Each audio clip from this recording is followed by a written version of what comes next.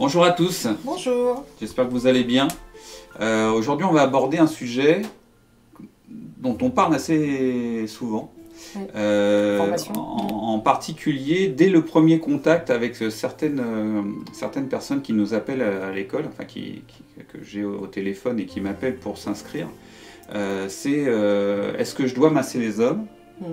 Est-ce que je peux ne pas masser des hommes? Parce que c'est vrai que dans les personnes qui viennent en formation chez nous, c'est 99% de femmes. Oh, peut-être pas quand même. 90% de femmes. 80-90, ouais. 80-90% de femmes.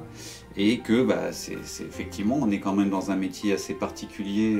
De toucher, de nudité quand même.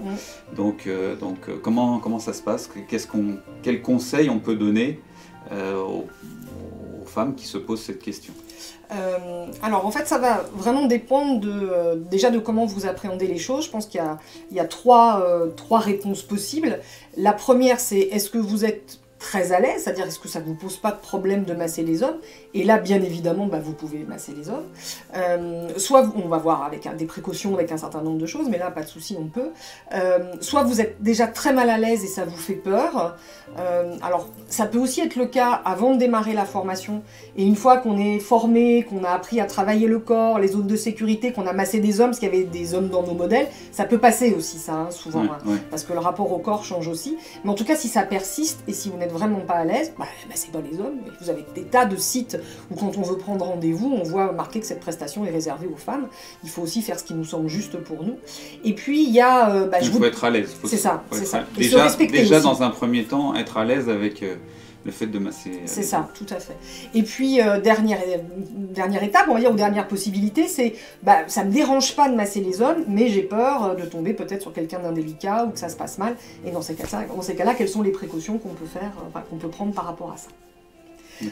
Donc si on va sur le premier qui est je suis très à l'aise pour masser les hommes et du coup je n'ai pas du tout envie d'exclure les hommes de ma prestation, et voilà, c'est super, c'est ok, il y a une grosse demande de massage de la part des hommes, déjà parce qu'ils ont un peu de mal à trouver des praticiens vu qu'il y a beaucoup de praticiennes qui leur ferment les portes, donc du coup voilà, vous allez avoir une vraie demande et pouvoir développer une clientèle par rapport à ça. Ensuite il y a bien sûr quelques précautions, les premières précautions elles vont être techniques, c'est-à-dire que ça s'apprend de masser un homme, comme ça s'apprend de masser une femme, hein, c'est le même principe. D'ailleurs, on peut faire une vidéo sur les zones de sécurité. Oui, on fera une vidéo sur les zones de sécurité, c'est-à-dire comment je fais en sorte que mon massage soit pas suggestif en fait, et pour pas avoir de problématiques derrière. Donc il va falloir respecter ces zones de sécurité, elles sont pas tout à fait les mêmes chez les hommes, chez les femmes, il n'y a pas la même sensibilité chez un homme. Il va falloir être suffisamment présent, c'est-à-dire qu'effectivement, dès qu'on commence à caresser, à effleurer, ça devient un massage un petit peu plus suggestif. Et du coup, voilà, ça risque d'avoir un petit souci après sur la table. Donc voilà, il va falloir faire attention à ça. Et puis aussi, faire attention à ce que vous dégagez. C'est-à-dire que si vous accueillez les hommes avec un décolleté profond, une tenue ultra moulante, etc., le message, il peut être un petit peu ambigu. En fait, si vous n'êtes pas ambigu, le message sera clair et ça se passera très bien en fait. Je dis toujours à mes élèves, votre gêne fera la gêne du client. Si vous êtes à l'aise avec la nudité, si vous êtes à l'aise sur le fait de masser des hommes, il n'y aura pas de souci. Donc ça, c'est vraiment le principe. Après, il y a une petite particularité, c'est si vous faites du domicile. Oui. Si vous allez au domicile des clients, parce que vous aurez une demande bien sûr masculine et féminine. Alors souvent, quelquefois, quand on a des clients un peu habituels à domicile, on fait le couple. C'est-à-dire qu'on va avoir, on masse madame, après on masse monsieur. Donc là, bon, la problématique se pose pas trop. Mais en tout cas, si c'est un homme qui appelle pour une prise de rendez-vous, vous allez au téléphone directement, quand vous l'avez en ligne, lui dire, écoutez, avec plaisir, donc je prends rendez-vous pour le massage. Sachez par contre que quand je vais me rendre chez vous, en arrivant chez vous, juste avant de commencer le massage, je vais appeler, alors mon mari, j'en sais rien, un collègue, la famille, les parents, ce que vous voulez, pour prévenir que je suis chez vous et que tout se passe bien. Arrivé. C'est ça. Et à la fin du massage, quand je vais quitter en fait votre domicile, pareil, il me permettrait de passer un petit coup de fil pour prévenir que tout s'est bien passé. Ce qui fait que ça pose, tu vois, quand tu as ce genre de message, voilà, soit quelque part tu es de bonne volonté, tu te dis, ok, tu comprends. Enfin, j'ai un client qui... Oui, si la personne, elle se dit, le client, il se dit, de toute façon, moi, je suis pas... Il va dire au contraire, madame, ça me semble normal, en fait. Donc ça pose... trouvé ça complètement normal qu'il y ait cette précaution-là. C'est ça pose aucun problème au client qui veut juste un massage, on va dire. Et si c'est quelqu'un qui avait une autre idée en tête, le fait que vous disiez ça, automatiquement, vous allez sentir que ça bloque un peu au niveau de la prise de rendez-vous. Soit il prend plus le rendez-vous, soit il le prend. Soit mais ça bafouille, ça discute, il va se passer un truc qui fait que là, on se dit, tout compte fait, je vais pas y aller, en fait. Donc ça, je suis assez à l'aise pour masser les hommes, et il y a beaucoup de femmes qui massent les hommes, donc ça, il n'y a pas de problématique. Parce que, de toute façon, dès la prise de contact au téléphone, on peut détecter certaines choses. Honnêtement, quand le massage, la personne elle a en tête autre chose qu'un massage bien-être, ça se détecte assez rapidement. Je pense que toutes les praticiennes bien-être qui m'écoutent, ça va résonner un peu, parce que quand on s'installe et qu'on dit qu'on est praticienne bien-être, on en a un peu des appels comme ça au départ. Une fois qu'on dit non, ça passe, mais c'est vrai que quand même on en a assez souvent. Et souvent, ce sont des numéros masqués qui nous appellent. Moi, je sais que je me méfie toujours des numéros masqués où je demande un numéro de téléphone où je peux rappeler qui t'a rappelé dans la foulée. Mais un numéro masqué, c'est toujours un peu bizarre. Pourquoi la personne ne donne pas son numéro? Et puis, c'est souvent des demandes un peu particulières, c'est-à-dire que c'est tout de suite. C'est-à-dire que la personne, souvent c'est des pulsions un peu, donc la personne elle n'a pas envie de se faire masser dans 3 mois, elle a plutôt envie de venir se faire masser assez vite, donc c'est souvent, on nous demande souvent des disponibilités assez immédiates. Et puis troisième chose, souvent il n'y a pas la formule d'accueil un peu classique, c'est-à-dire que moi ça m'arrivait souvent d'avoir, vous faites quoi comme massage ? Là, moi, je dis pas celui-là, et gentiment, je dis au revoir, en fait, tout simplement. C'est-à-dire qu'il n'y a pas bonjour, je voudrais prendre rendez-vous pour un massage, je sais pas quel type de massage. Enfin, il n'y a pas le coup de fil un peu classique. C'est pas tout le temps comme ça, mais quand même. Peut-être dû à la gêne de la personne. Peut-être, ou parce que je sais pas d'ailleurs, je sais pas trop pourquoi. Alors après, c'est ce que je disais en faisant la vidéo, peut-être que du coup, maintenant, les messages vont être plus enrobés. Mais en tout cas, sachez que souvent, c'est aussi des demandes un peu présentes. Et puis, si vous hésitez. Vous y allez pas en fait. Ouais, dans le doute, pas de doute. C'est ça, c'est notre formule. Alors nous, c'est notre formule de base pour tout. J'ai un doute, il n'y a pas de doute en fait. Si vous avez le moindre doute au téléphone, si vous sentez pas la personne, vous dites non. Je pense que c'est ce qui sera le plus sécure pour vous, parce que d'aller quelque part ou de recevoir quelqu'un et de pas être à l'aise, de toute manière, le massage se passera pas. De toute façon, il n'y a pas d'interdiction de refuser. Normalement, d'un point de vue commercial, on n'est pas censé refuser des clients. Oui, mais enfin là, vu la particularité, j'ai jamais vu des masseuses être embêtées parce qu'elles avaient dit qu'elles massaient pas les hommes, compte tenu du contexte qui existe. On sait quand même qu'on est embêté, c'est quand même une réalité de ce métier où on a quand même, il y en a qui sont pas très fins au téléphone, donc on est quand même souvent, quelquefois, un petit peu embêté par ce type de clients. Alors par contre, moi je voudrais quand même pas que les femmes qui nous regardent prennent trop peur. Est-ce qu'on a eu, nous, des cas de choses qui ont été trop loin ou qui ont été vraiment embarrassantes? Même au niveau de nos élèves, on n'a jamais eu de retour comme quoi il y avait eu quelque chose qui s'était passé.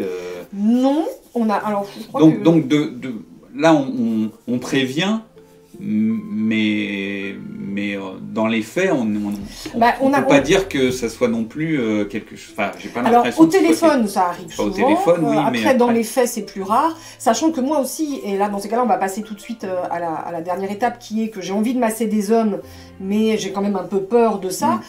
Et c'est pour ça que je pense que nos élèves, elles ont peu le problème, parce qu'elles appliquent beaucoup le conseil que je leur donne. Moi, je dis, si vous avez envie de masser des hommes, vous massez, entre guillemets, les hommes de vos clientes. Oui. Vous massez les maris, les enfants, les beaux-frères, qui a un lien en fait avec une dame que vous connaissez. Et là, il n'y aura jamais de souci.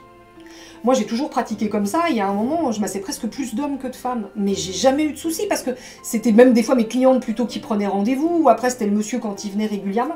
Et là, il n'y a pas d'ambiguïté, il n'y a pas de problème. On sait que ce sont des messieurs sérieux qui veulent juste du massage bien-être. Donc c'est vrai que moi, je donne beaucoup ce conseil-là à mes élèves. Je dis, si vous avez un doute, c'est quelqu'un que vous ne connaissez pas, vous déclinez. En disant, écoutez, désolé, je ne masse pas les hommes que je ne connais pas. Par contre, il appelle de la part d'une de vos clientes. Il vient de part quelqu'un de féminin que vous connaissez. Vous y allez. Et vous allez automatiquement vous faire une clientèle masculine comme ça, sans avoir de soucis derrière. Après, dernière chose, si vraiment vous ne le sentez pas, vous le faites pas en fait. Oui, on n'est pas obligé de masser les hommes. Si ça vous met mal à l'aise, pas d'obligation. Voilà, c'est ça. Il faut être clair, à la limite, sur le site internet, sur votre Facebook, sur votre LinkedIn, sur les réseaux.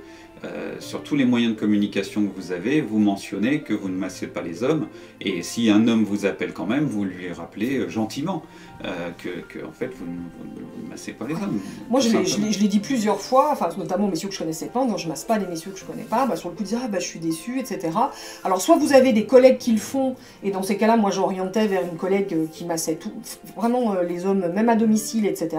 Je donnais ses coordonnées, tout simplement, en disant appelez-la de ma part, elle fera un plaisir de vous proposer un rendez-vous, c'est une alternative sympa, le client n'est pas mécontent, et puis voilà, ça permet quand même de lui proposer une offre de massage. Donc bien sûr à charge de revanche que aussi la collègue de temps en temps elle vous envoie du monde, mais c'est toujours mieux d'orienter, de donner une réponse à un client que de dire écoutez non je masse pas les hommes, voilà. Après on n'est pas désagréable, on n'est pas agressif, parce que moi j'en ai voilà, certaines qui disaient c'est marqué sur mon site, voilà, je masse pas les hommes, on a trop de problèmes, etc.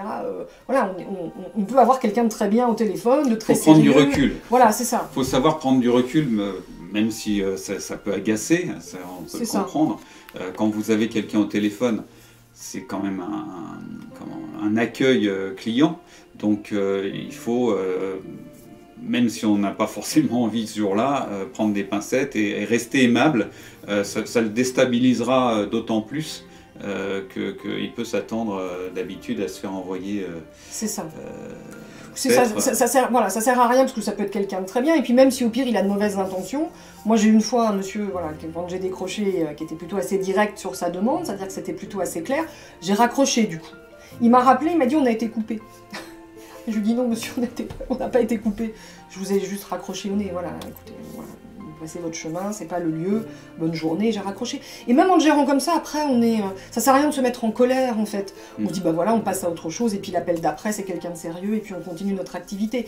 Ça fait partie des aléas du métier, on apprend assez vite à le gérer sereinement, mais voilà, faut pas s'énerver. Mais c'est pour ça que c'était important qu'on en parle, parce que ça peut même bloquer... Oui, certaines ont peur, au début, de s'inscrire en se disant, j'ai peur d'aller vers ce métier par rapport à cette problématique-là. Voilà, il faut être zen par rapport à ça. Là, cette problématique, on la gère très facilement, soit en massant pas du tout, soit en prenant ses précautions d'aller vers la famille, soit en se rendant compte aussi en massant et en apprenant que c'est pas si compliqué que ça et qu'il n'y a pas tant de risques que ça. Il y a des fois aussi la problématique de la famille, il y a beaucoup de maris qui ne veulent pas que leur femme masse des hommes, donc ça après c'est à régler aussi, voilà. Et souvent, j'allais en parler. Voilà, ça existe aussi, et ça aussi quand au bout d'un moment on a l'habitude de pratiquer et que le conjoint voit ce que c'est que le massage, comprend que c'est pas ambigu, etc., souvent ça passe.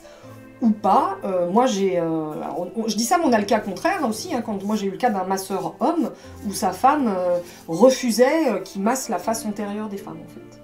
Là on voit la poitrine.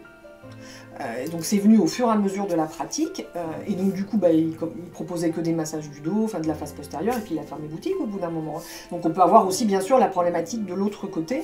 C'est un métier, on n'est pas dans une relation ni sensuelle, ni sexuelle, ni amoureuse, ni quoi que ce soit, on masse les gens, mais voilà, il faut aussi souvent, en France on a quand même une relation au toucher qui est un peu particulière. Le massage n'est pas culturellement français. On a tendance à l'associer toujours des fois un peu à autre chose, et du coup dans l'esprit du conjoint ou de la conjointe ça peut être un petit peu ambigu, donc ça se clarifie vraiment dès le début, parce que voilà, si vous vous formez au massage, déjà ça coûte de l'argent de se former, vous voulez vous installer, peut-être vous quittez un job, et puis qu'au bout de 6 mois vous êtes confronté à la problématique d'un conjoint qui dit ça va pas être possible, moi je veux pas que tu touches les hommes, ou une femme qui dit je veux pas que tu touches les femmes, tout ça sera fait pour rien, donc c'est aussi des sujets peut-être à évoquer avant, dès le départ, voilà, avec sa moitié pour être sûr que ça sera ok. Et surtout, si vous vous êtes posé la question, vous voyez, c'est normal.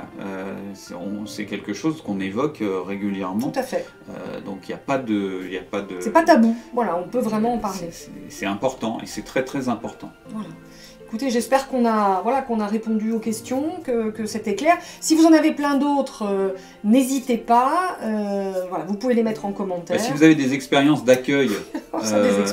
des anecdotes, on risque d'en avoir. Des anecdotes d'accueil avec des cas un peu particuliers, n'hésitez pas, ça aidera forcément les autres personnes qui les liront. Peut-être d'autres trucs, d'ailleurs, d'autres manières de faire qui sont... moi, je sais que pendant un moment, j'avais une de mes élèves qui, quand un homme appelait, elle disait toujours qu'elle travaillait en binôme avec un homme et que c'est l'homme qui allait masser. Parce que comme ça, elle disait, bah, s'il veut bien être massé par un homme. Après, c'est aussi particulier parce qu'il y a des hommes qui n'aiment pas être massés par les hommes sans qu'il y ait une mauvaise idée derrière, en fait. Donc ça ferme aussi une clientèle éventuelle, mais elle faisait comme ça. Et donc quand les messieurs disaient, non, mais moi c'est pas possible, il faut que ce soit une femme, elle disait, bah écoutez, non, désolé. Donc voilà, ça peut aussi être un truc. Et si vous avez d'autres trucs et astuces, bah, n'hésitez pas en commentaire, ça servira à tout le monde, effectivement. Bon, bah très bien. Bah, comme d'habitude, n'hésitez pas à vous abonner si c'est toujours pas le cas. Cochez la cloche pour avoir toutes les notifications des prochaines vidéos. On espère que ce sujet vous a intéressé. Voilà, toujours un sujet important qu'il fallait traiter. Et si vous avez d'autres idées de sujets, n'hésitez pas à les mettre également dans les commentaires. Un petit pouce pour le like pour référencer la chaîne. Et voilà, il nous reste à vous dire au revoir et à la prochaine vidéo. Pour parler à nouveau de massage bien-être. À bientôt. Au revoir.